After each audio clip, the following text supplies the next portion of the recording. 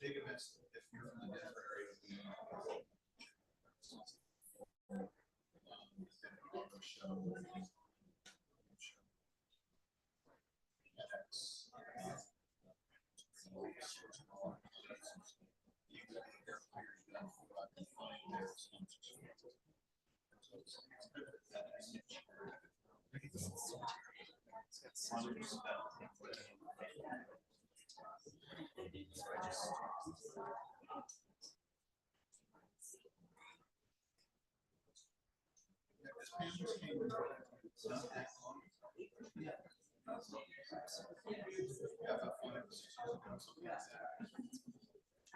and you're based in Boulder.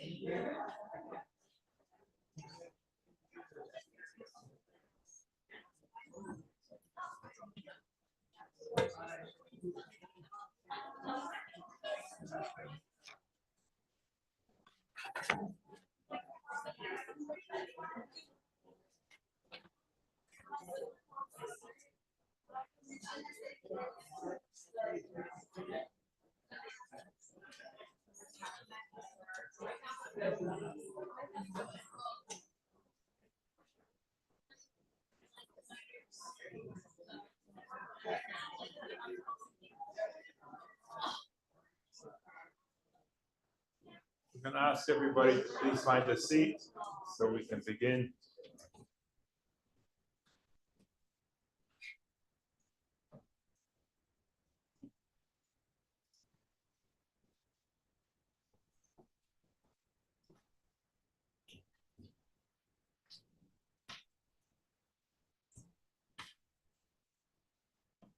Good morning, everyone.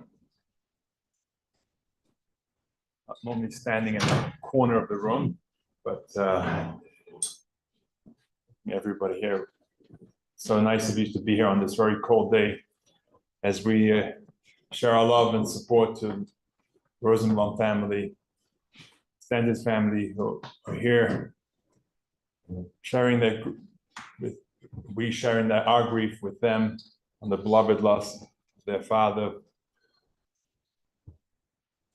grandfather, brother, and friend to so many.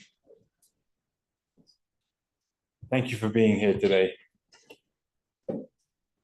As we celebrate the life of William Henry Rosenblum, Chaim ben Michal, and Esther, and we offer to do the greatest mitzvah, one of the greatest observances our tradition calls for, which is the burial of our deceased, according to Jewish tradition.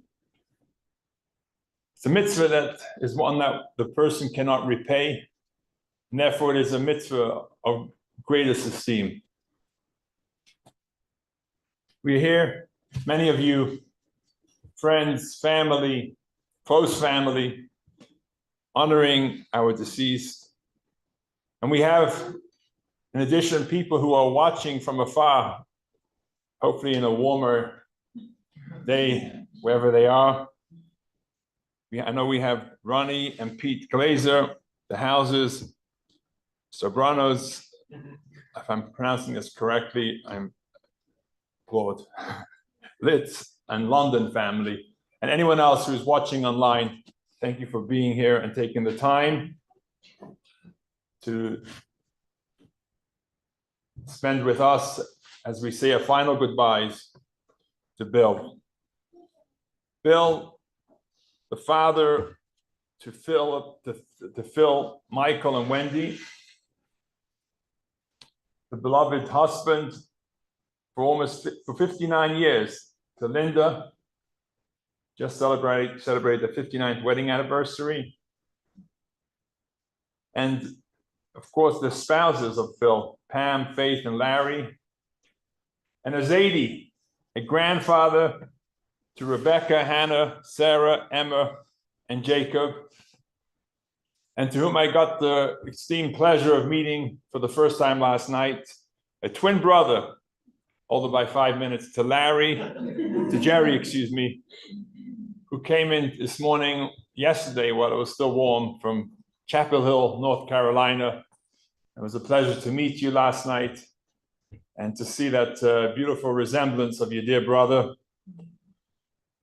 and to share such beautiful memories of this very special man and of your family with us, and who we today will have the pleasure of hearing shortly from the family members this morning.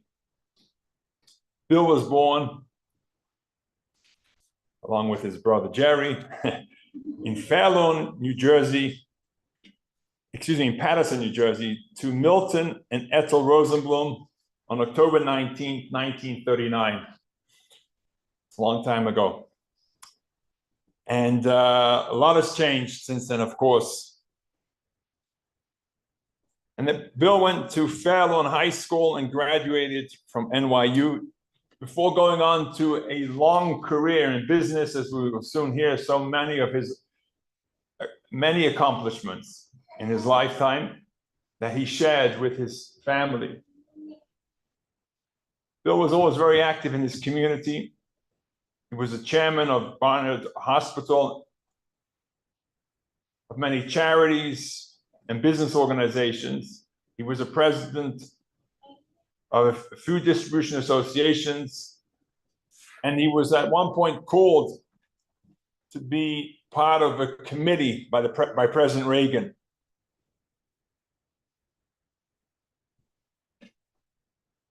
Myself, I've been a rabbi here in Westminster for 22 years, and one of the first families I met was the Rosenblum family. And it's been a very beautiful experience to have known Pam and Phil for so many years. And it's over these number of years, whether it was at the bas mitzvahs, whether it was at an occasion when Phil's parents were in town, I had the opportunity to meet Bill. And it was a very special opportunity, a smile, a gentleman. And over the last couple of weeks since Bill's passing, and having the opportunity to spend time with the family, with Phil, some of the themes that came up in our conversations was generosity, entrepreneurship, and kindness, always ready to help. And as we spoke last night, and we will see today and this morning, we will see this man, his life before us, and these themes play out over and over again. And indeed, this is why we come to a funeral, why we make the time to take the time out of our busy day to pay respects, because we come to learn from people who have spent their life giving and try to walk away uplifted as we try to recognize that our time too is limited here in this world, and we too should try to make the most of it and learn from the wonderful ways of Bill Rosenblum.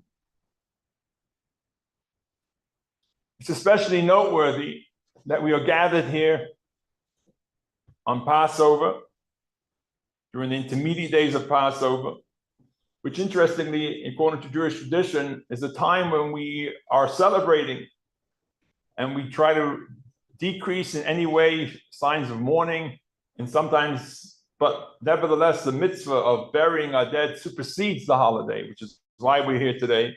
But of course, the main theme of Passover that we all celebrated just a few nights ago at the Seder is this idea that we make sure that the next generation is raised with the same values and traditions that we have been passed down. In fact, the Manishtana and everything that we do about the Seder is in order to teach the next generation. And I think, as I've heard the stories from Bill, this too is a story of intergenerational kindness, entrepreneurship. And as I have known the family, I've seen, and now in the stories that have been told, and we will hear, that this is a family that has made sure to, as in this theme of Passover, to pass down these beautiful values, starting all the way from Bill's grandparents, to his parents, to himself, and now to his children and grandchildren. And this is something that we're seeing very clearly in such a beautiful way in a society where, unfortunately, sometimes family values are no longer sacred.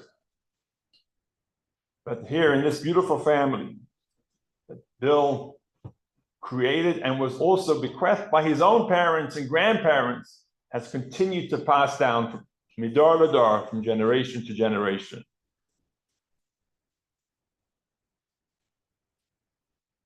I'd like to continue to read from a psalm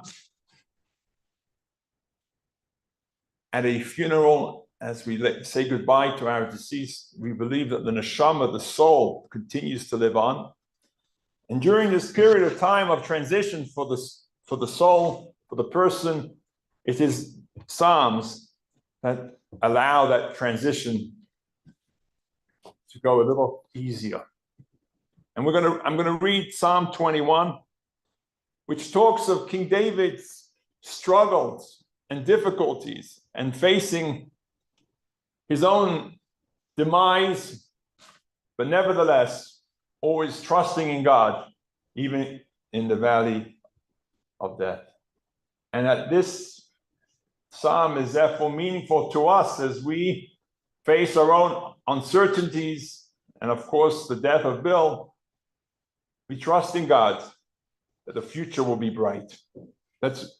Allow me to read Psalm 21. A psalm by David: the Lord is my shepherd, I shall lack nothing. He makes me lie down in green pastures. He leads me beside still waters. He revives my soul. He directs me in the path of righteousness for the sake of his name. Even if I will walk in the valley of the shadow of death, I will fear no evil, for you are with me. Your rod and your staff, they will comfort me. You will prepare a table before my enemies. You have anointed my head with oil. My cup is full. Only goodness and kindness shall follow me all the days of my life, and I shall dwell in the house of the Lord for many long years. My friends, family, please open up your hearts as we hear the beautiful life of Bill and his family. From his own family, I'd like to call up Rebecca, so please.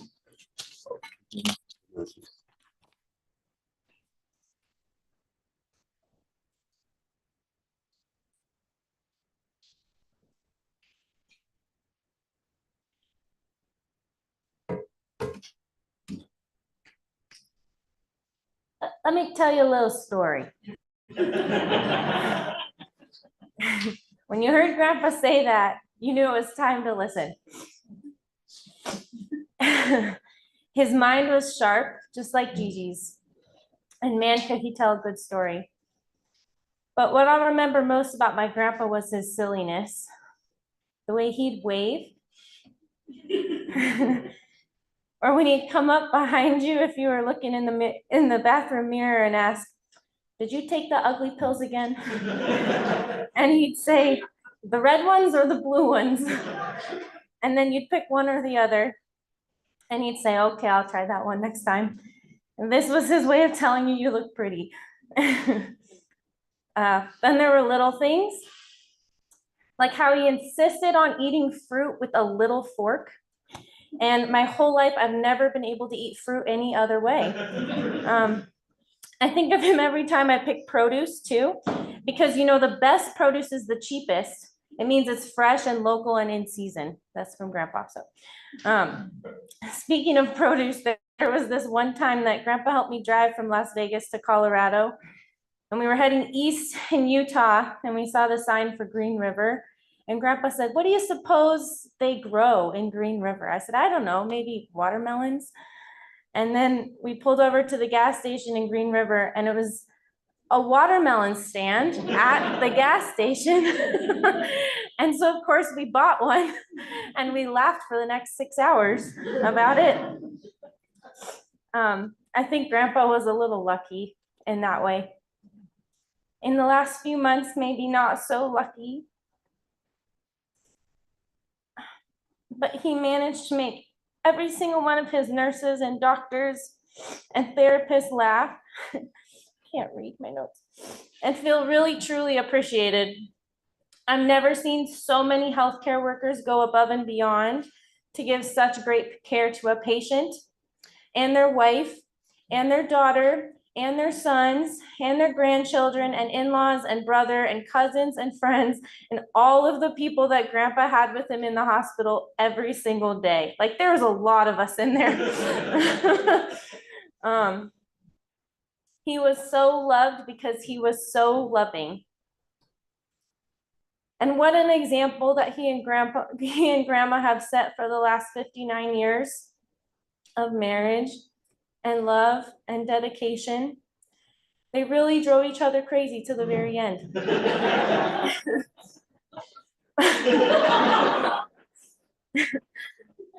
My whole life, I've never known any other way. So I just feel really blessed. And I really appreciate everyone coming, and thank you.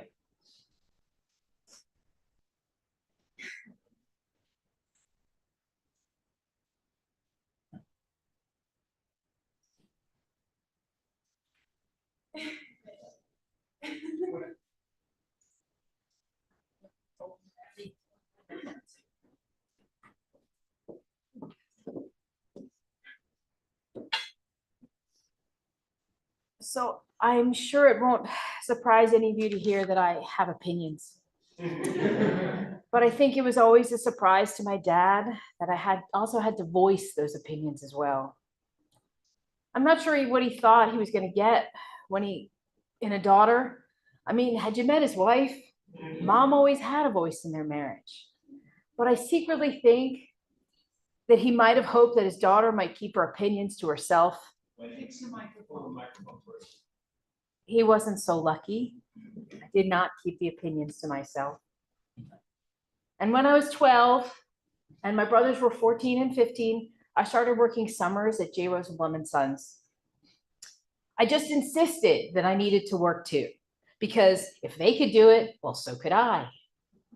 But what do you do with a 12-year-old in an office? Not so much, really. Mike and Phil, they were working in the warehouse, and I thought that was so cool. And I even heard that they did inventory and they learned how to use a pallet jack. But not me. I was 12. Instead, I spent 40 hours a week in a filing cabinet, really big filing cabinet, ones with the rolls. I was inside the cabinet, and it was hot in there. And the filing system was a number system at the time, and I hated it. The problem was I voiced my opinion about that. One afternoon, I got called in my dad's office and he fired me. He took like 2 minutes. He told me, you just can't do your job. You have to keep complaining. I can't have it. And your mother is coming to pick you up. Now, the words are not even out of his mouth, and mom comes storming in the office. Now, the important part of that is we lived like 40 minutes from the office. So my mom had known I was being fired for like an hour. And she came into that office hot. And she said, and he said, get your stuff and be quiet. And I followed my mother out of the office. And it was the longest car ride of my life. I mean, long. I remember mom saying things like, it's a privilege to have a job. I'm lucky to be given an opportunity to work. And I ate dinner early that night. And I went to bed to get out of my dad's way. And I sat all night and thought about the fact that I got fired by my father. But I also thought, is this how I want this to end? And I woke up the next morning and I got dressed early before anybody else got up, and I sat and waited and I begged my dad to let me come back to the office to work in the filing cabinet. And he looked at me and said, you can go back if you can apologize to every single person who you complained to. So I went back to the office and I apologized to probably 24 people. And I meant it sincerely, that I didn't really understand what had been going on. And I told them I would do better. Now, I still hated the filing cabinet, and it was 2 summers before they ever get me anything out of there. And it was 2 summers before I could take a phone order, which seemed like that's what they really did there. And that was important. But I shut my mouth and I kept my head down, and I learned a lot of stuff along the way. And I didn't love it then, but I love this story now. I learned to be grateful for a lot of things, the ability to work and make a living being some of them. I learned how you can take your life for granted, and you can't take your life for granted, and you need to earn your way in life. Even if you got some good stuff handed to you, like a job at 12. No one really cares if you're the boss's kid if you don't earn their respect. You'll always just be the boss's kid.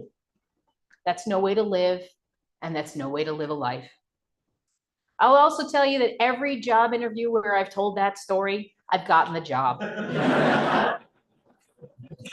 I was proud of that lesson he taught me at 12, but I'll be honest, I'm not really sure I ever told Dad that.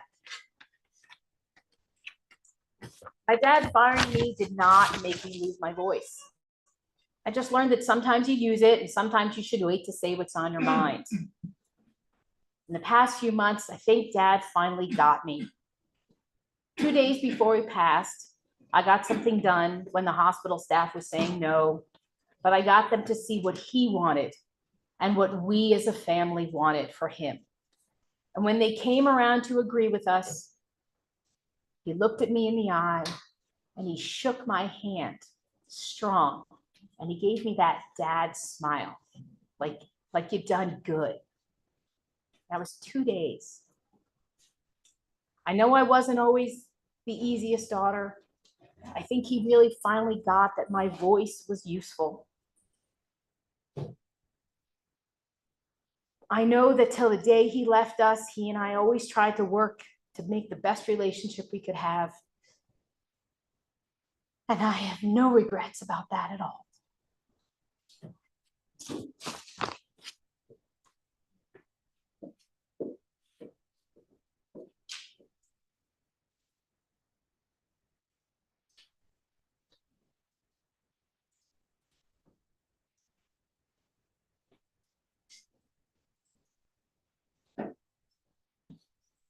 I really like it.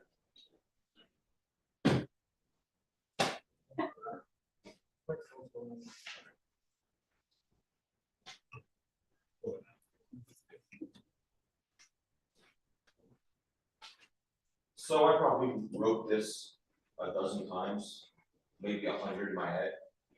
I have the title, and very simple. Our dad was awesome. If I sit up here and read this straight, my dad would kill me. Because I'll be blubbering the whole time, everybody's gonna be upset and crying. That's not my dad, it's not what he would have wanted here. He wanted us laughing, he wanted us enjoying ourselves, so.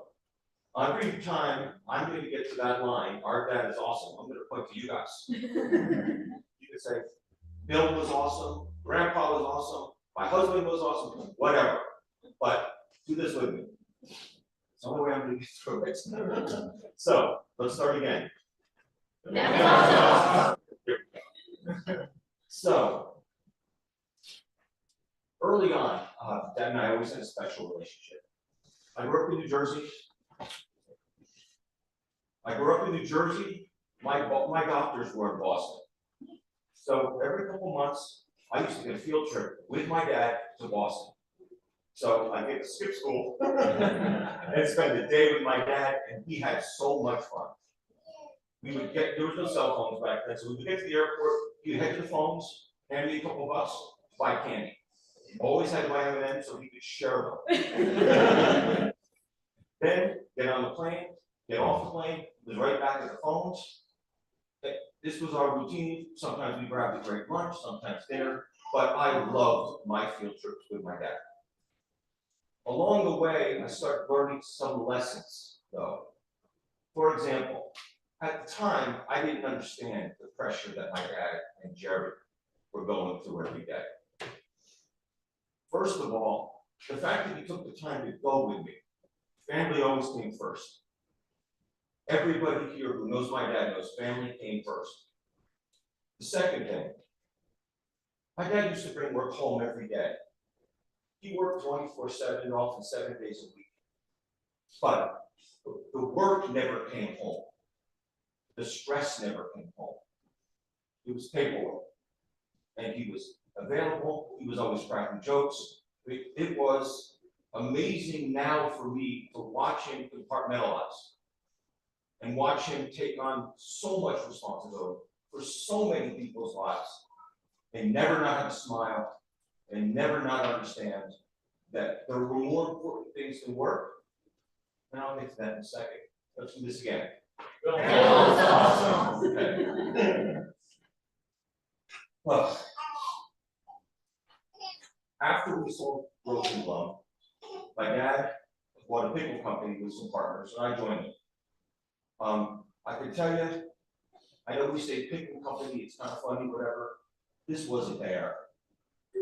We had two generations of employees that we inherited that didn't have high school educations. The mother of the family, the Hart family, said to Dad before they bought the company, I want you to promise me you're not going to fire my sons. Dad's partners, they wanted it in writing. Dad's partners wouldn't put it in writing. That would have been crazy, they thought. My dad looked her in the eye and said, your sons will not be fired for at least 2 years, I promise. Well, what's it 2 years? Enough time for them to learn who I am, and enough time for me to learn who they are. I make that commitment to you as a father. We will not fire your sons. They shook hands. It's never in writing. The crazy part was Dad didn't ever fire any of them. And I'm telling you, they should have been fired. But they left. They left because they knew the new guy in charge was honest, harder working than they were, and never, ever, ever not optimistic and looking forward. They didn't want that. When they learned who our dad was, they moved on. I learned a really important lesson. If your handshake isn't worth it, your contract isn't worth it either. You look someone in the eye, you shake their hand, you're done. Even if it hurts you. I'll never forget it. That was all about lessons. Along the way, he made it clear to me, Mike, you have 2 jobs in life. You got a job at work, or 3. You got a job at work, and you got a job at home. Never forget your family needs your work. And it takes work. Along those lines, years ago, before I got married, he said to me, listen, chances are you're never going to be so rich or so poor that you can get divorced. So don't do it. Then he met Faith years later, and he said, great choice, don't screw it up.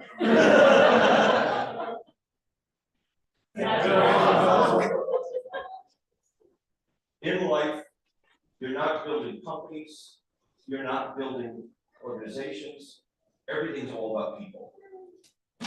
You build people. That goes for the home, that goes at work. If you build people, everything else will fall into place. If you don't care about people, if people come second, you're not going to be successful at anything. Not your marriage, not your business, anything. And he was right.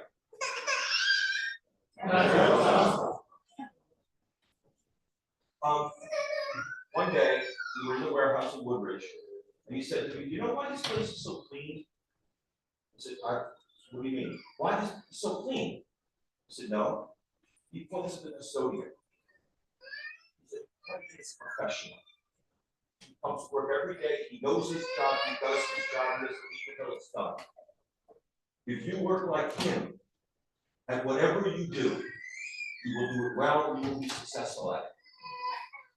Like respect for everybody. He looked at everybody the same. He didn't care if you were sweeping floors or his biggest customer. He treated you the same. And my dad was loved for that reason. By strangers. And obviously everybody here too.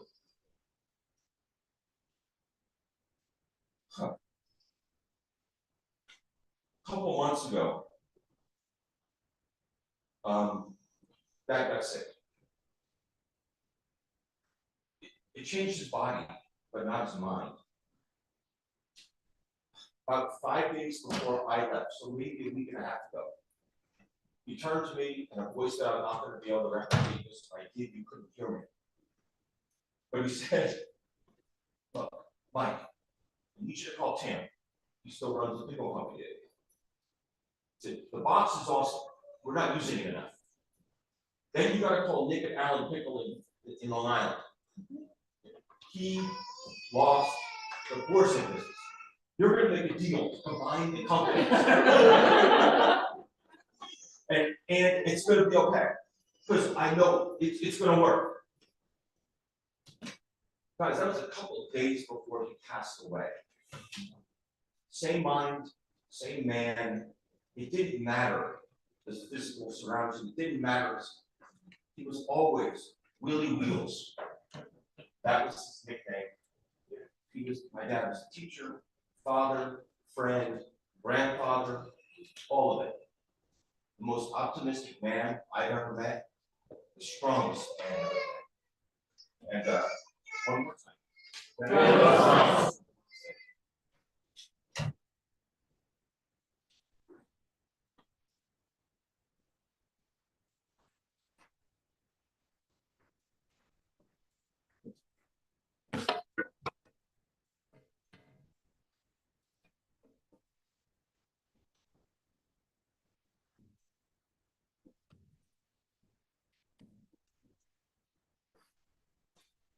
You only ever get one opportunity to make a good first impression.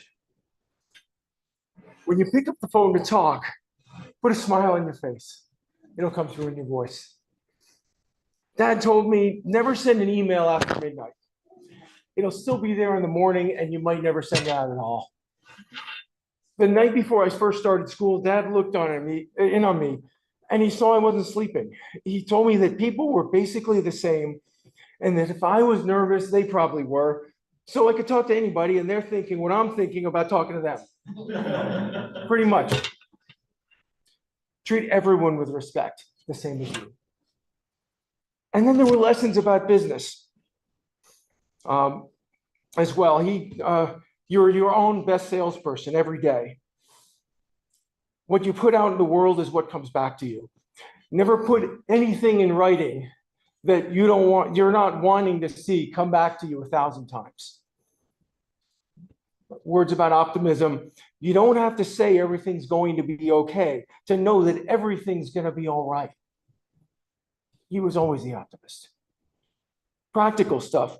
Never try to have a union negotiation with the Teamsters on the night on payday. He said they'd all show up loaded. Sometimes it's time to talk, and sometimes it's time to listen. And finally, about the power of prayer. You work your ass off and then pray that it's going to be enough. These are things I learned from my father. Bill to his friends, dad to me and my siblings, husband to our mom, his wife of 59 years, brother to Jerry for a lot longer than that, and grandpa to some of his favorite people in the world. Our kids' friends, I'll call them grandpa. I'm going to say a word in Yiddish, a language nobody speaks anymore. The word is mensch. This is not just a good man, but a great man. Someone to be admired, not just for what he said, but for what he did, the way he lived his life. He didn't always say it loud. And in fact, Dad hardly ever raised his voice. And he could argue with the best of them. He and Jerry used to have executive discussions behind closed doors, famously, that everyone in the company could hear. But Dad acted selflessly, fairly, invariably. His win was always a win-win for his company and for everyone else at the meeting table. There were no losers in the room when Dad won. He taught me by example, not just how to be a good person, but how to be a man. Dad was the hardest working man I've ever known. He had talents that he used in his favor. He was not an athletic man ever. I don't think I ever saw him in the gym or exercise at all, but he had an incredible brain. Dad never had a sense of smell. In the Army National Guard, he was the garbage man. Now, because of that, by the way, he got weekends off and he got used to the company Jeep. He became the procurement guy. He arranged for cold beer and ice cream in the summers and whatever else the commander needed. Dad worked all hours. He and Uncle Jerry, his identical twin brother, grew our family business, J. Rosenblum and Sons, into a nationally recognized company. The company had a 100,000 square foot warehouse, 7,000 items at one time, 5,000 customers, 50 trucks. They accepted deliveries by rail, trucking from farms, containers off ships, trucks, fresh, canned, frozen food items from all over. And Dad knew every item and how it was priced. It wasn't just peaches. It was peaches in a number 10 can and a number 5 can, jarred, sliced, pitted, whole, cubed in heavy syrup and light syrup, with a brand name or not. Dad brought home the 4th copy of every invoice the company ever generated. These were called the golds. And he reviewed it at home till 2, 3 a.m. some days with a red magic marker, reviewed every sale and returned those comments to the salespeople for the next day. That's how he did business. He was on top of every sale. And, one day at a time, he watched his pennies. He didn't spend it if he didn't have to, but he spent his money on what was important. He always shared expenses with his friends. He was generous with his charities. He put his 3 kids through college and graduate school without debt. He made sure that his grandchildren can go through college and graduate school without debt. It was an incredible gift to all of us, just an incredible start to life. But doing business was about taking care of people, the customers that he worked for, the people that worked with him. That was how our family business worked. As honest as the day is long, as his mother, Gigi, would have said. Dad was always working, always. One year when I was about 15 or 16, Dad asked me to take a ride with him after services on Yom Kippur. We take off, take off my tie and jacket, get in mom's station wagon, and we end up at the office. I remember it was a Saturday afternoon. There wasn't much going on at the building. We backed up to a loading dock. The garage door opens, and there's a pallet full of smoked bacon. It was about 50 cases of bacon. So we load 1,000 pounds of bacon into the back of my mom's station wagon and drive off to make a delivery. And the car bottoms out on the way out of the parking lot. My dad turns to me at that point and says, "Don't tell your mother." After the delivery, Dad turns to me and asks me if I wanted ice cream. And I started a protest saying, "Look, it's Yom Kippur, I'm still fasting." Dad says, "Phil, we just delivered a half a ton of bacon to the Fort Lee Diner." He goes, "I think the holy part of the day is pretty much over." So we stopped for Carvel on the way home. Dad's office held magazine issues with awards from industry, honorary degrees, a couple of patents you'll see over there he was very proud of, letters from presidents. He graduated with a BS in business from NYU, but he'd have told you that he's got his master's from the School of Hard Knocks. I have a letter in my hand typed out on White House stationery dated February 6, 1984, which states, "Dear Mr. Rosenblum, it is with a great deal of personal pleasure that I acknowledge and thank you for your private sector initiative in making National Care and Share Day, proclaimed December 19, 1983, so successful. Neighbor helping neighbor is an American tradition of which we can be justly proud.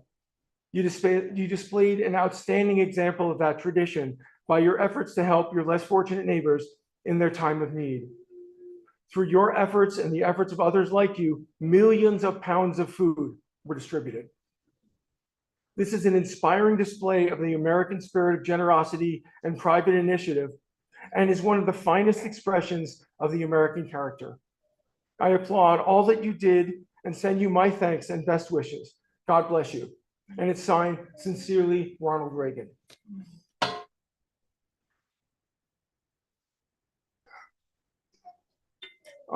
The family asks that if you are so inclined, you can make a donation to World Central Kitchen in Dad's memory. We think he would like that.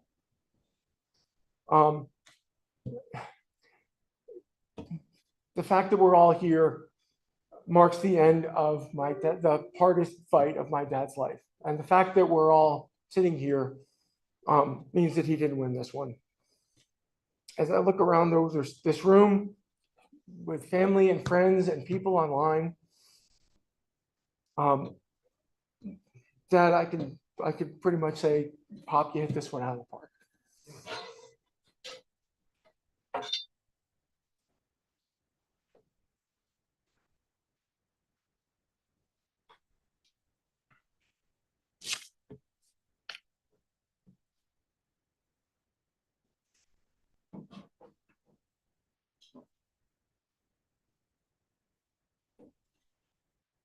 Thank you, Phil, Wendy, Michael, and Rebecca for those heartfelt words. And I think, as I said earlier, this is why we're here, is to listen to these stories of this amazing man, try to emulate them into our own lives. So many great messages there for us to learn from. In a few days, as we end the Jewish holiday of Passover, one of the central themes of the final days of the holiday, in fact, the entire holiday is a holiday of liberation, beginning with the liberation of the Jews out of Egypt and the liberation of the world into what we know as, and being as very much integral to the Jewish faith, the Messianic era. In other words, as we leave Passover, the last day of Passover, the Messianic theme of the holiday comes into great focus. And I think as we conclude the services here today, we know that better times are ahead.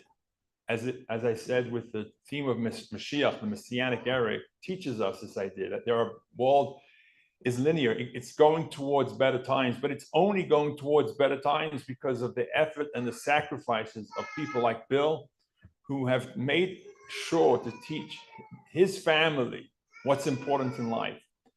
And it's because of those efforts and those sacrifices that we can be assured that despite the tremendous challenges that we as a society are facing, we will overcome those challenges because we have the right people here in this room with this family who have made efforts and sacrifices to assure that there'll be a better future for our children tomorrow. And I want to say a big thank you to Bill for his efforts and to the beautiful family that he has raised that we have here in the room, those watching. And wish him to continue to shet nachas, as we say in Hebrew, which means to just kind of enjoy the beautiful moments in his afterlife as he watches his family continue to grow in the beautiful ways that he has set before them.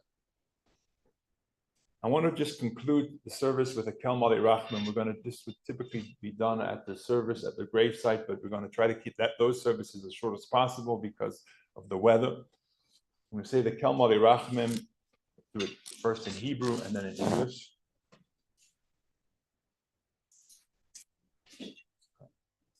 I'm trying to just recall father's Hebrew name. I have it written down, and Chaim ben Michal, right? I'm going to need to mention that.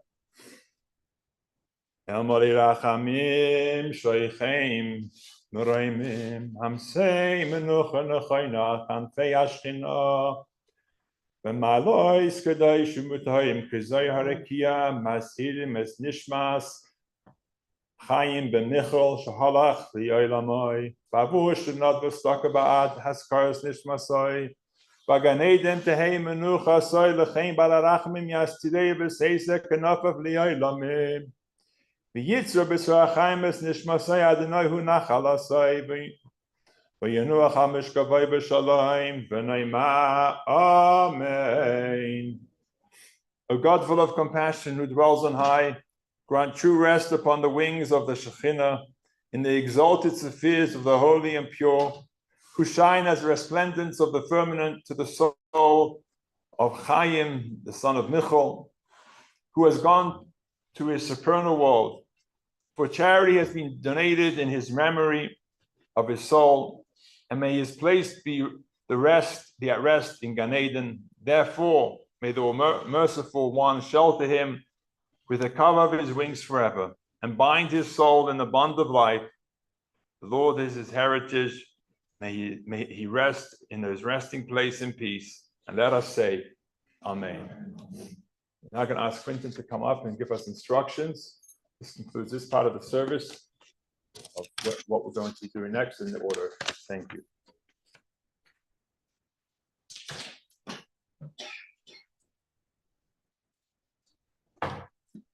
Hi, folks. Thank you all for coming to a beautiful service.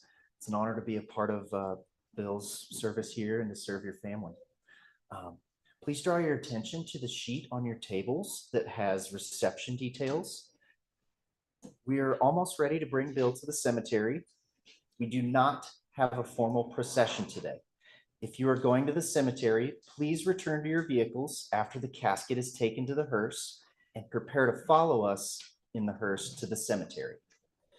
A reminder to follow all traffic laws as you normally would while driving. And if you could please remain seated in your chairs, I will now ask the pallbearers to step forward and assist with taking the casket to the hearse. Thank you.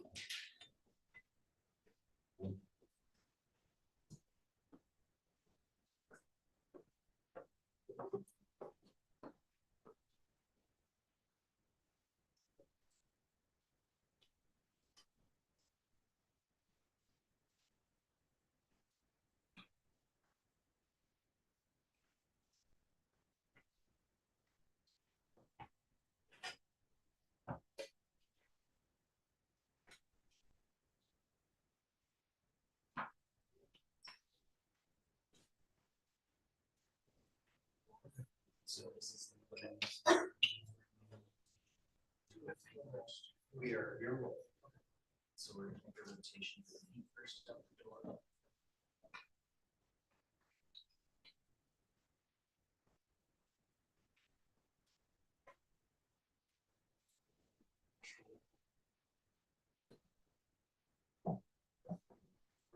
turn inside toward the casket of the truth.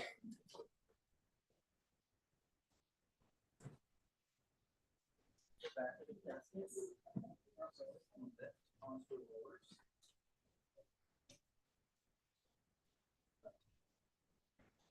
Grandma would like us if you would all the pictures.